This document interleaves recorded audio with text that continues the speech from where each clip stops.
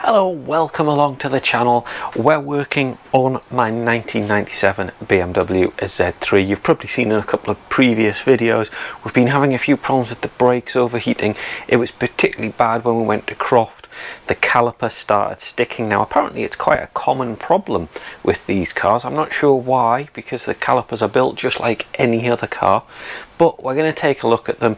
I've got some replacements, got a few other bits and pieces as well. So first thing we're going to do, take the wheel off, take a look. We're going to look at the worst one, which is the front left here, and then we're going to see what we need to do to sort it out.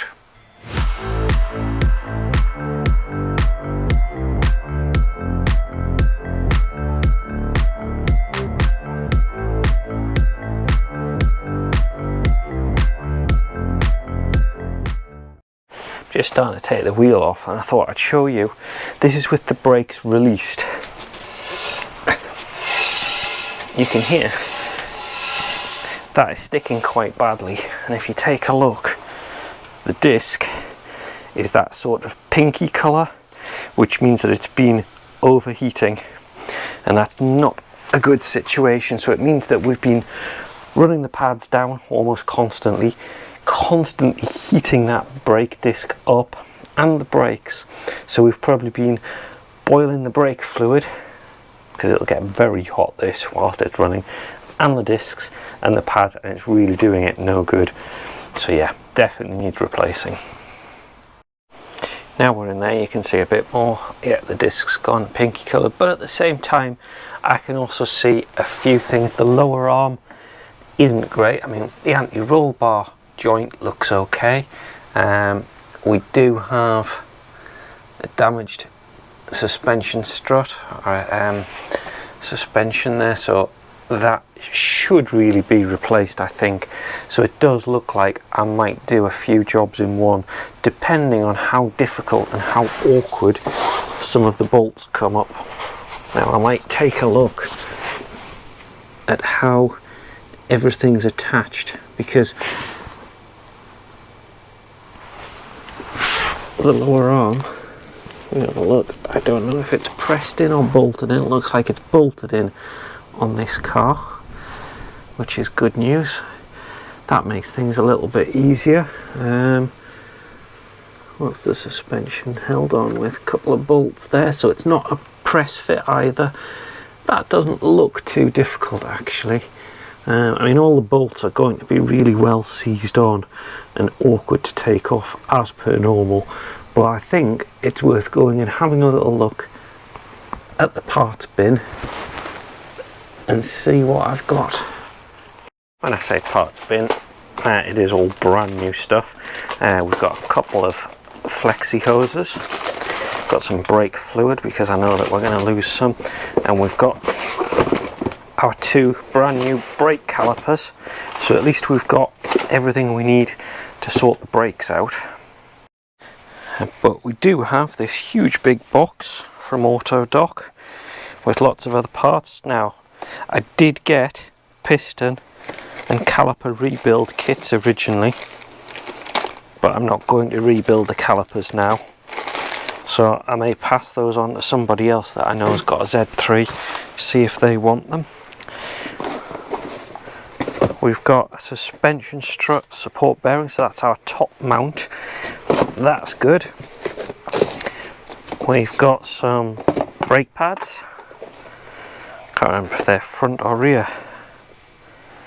Look like they're front brake pads, which is good because we're going to need those. I do believe I've got discs over the other side of the room, and we've got shock absorbers. Can't remember if they're front and rear or just front, so I'm going to pull some of these out and let's see. What we do have is a front shock absorber, front spring and top mounts, which is pretty good. That was what I was hoping for, so at least I can replace the top half of it. I need to check and see if I've got a lower arm and whether we do that at the same time as well. Yep, we've got front brake discs, Brembo brake discs to do. We do actually have a fuel filter as well, if I remember rightly. Yeah, a Ridex fuel filter that we can do. I found the full pile of parts we've got. We've got disc and pads, that's fine.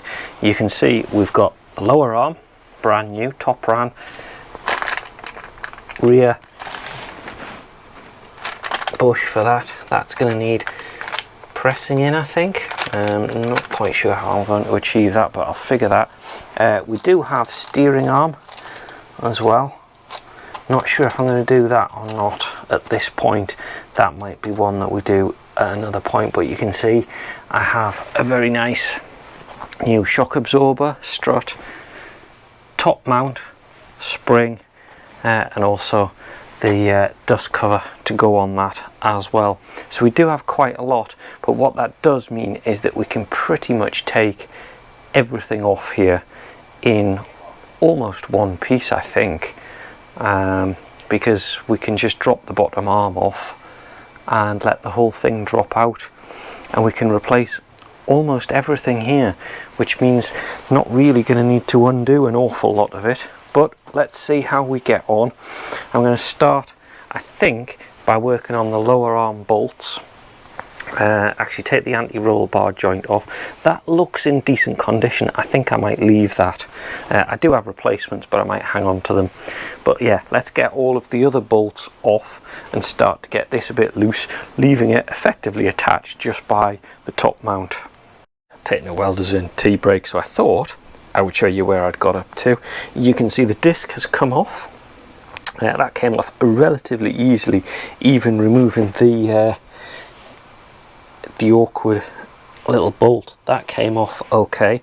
I've taken the two caliper carrier bolts off. I took the whole caliper off actually in one go with that, because I didn't think I'd need to do any more. At the minute that's just resting up there.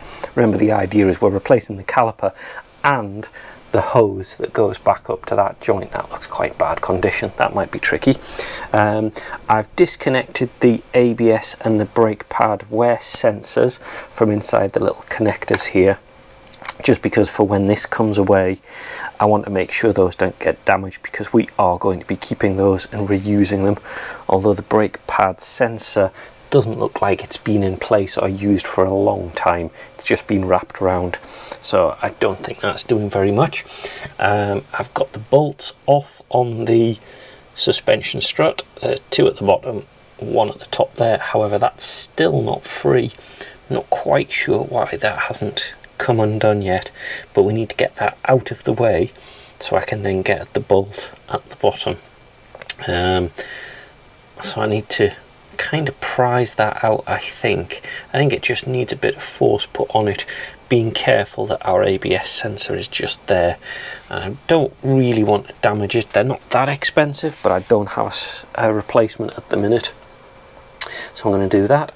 I did get the bolt off the steering arm as well. Whether we replace that or not, I'm not sure. We'll see. I think this is going to be a few parts, to be honest. I don't think I'm going to do it all in one day. I'm just going to do as far as I need to for now. I don't think anything else needs to come off on all of this assembly. So then the main thing is trying to separate this from the steering knuckle, from the lower section. Once that goes free, we can take the top bolts out and drop the whole strut out. That's what I'm at the minute.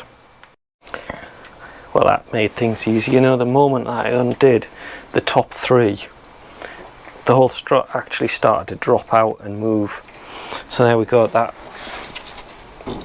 Oh, but it's actually all moving on the entire hub, which is not what I'd expected. It's still not really detaching. I'm wondering if I could actually remove it from the lower arm and the suspension arm and make my life a little bit easier and take it out in one piece, and then we can kind of try to detach it separate to the car, because something is still making it hold on. But you can see that it's now moving about pretty freely. I don't know if that's actually helping me or going to make things tougher at this point. If it is, then what I'll do is I'll just put a couple of the nuts back on at the top, just to give it a little bit of support, and then try to take the bottom arms off.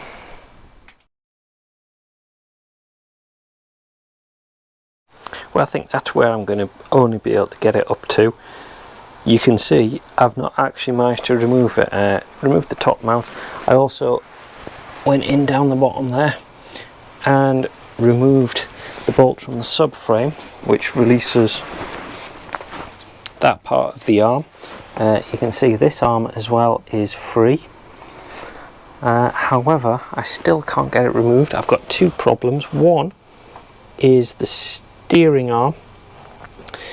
Can't get that joint to come out, and second of all, that one there, I can't get that one out either, and I still can't get the actual suspension away from the hub at the bottom. That still seems stuck. I can't work out if there's a bolt or whether it's just a guiding pin that is kind of rusted solid. You can see on the new one we've got the two bolts that go in either side, but this central one, I think that might be a guide pin, and I think that might have rusted solid, and that's what's still holding that together. So to separate it, you kind of have to push it.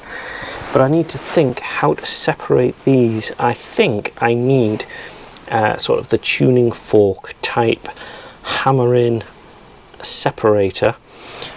But for now, that's about as far as I can get.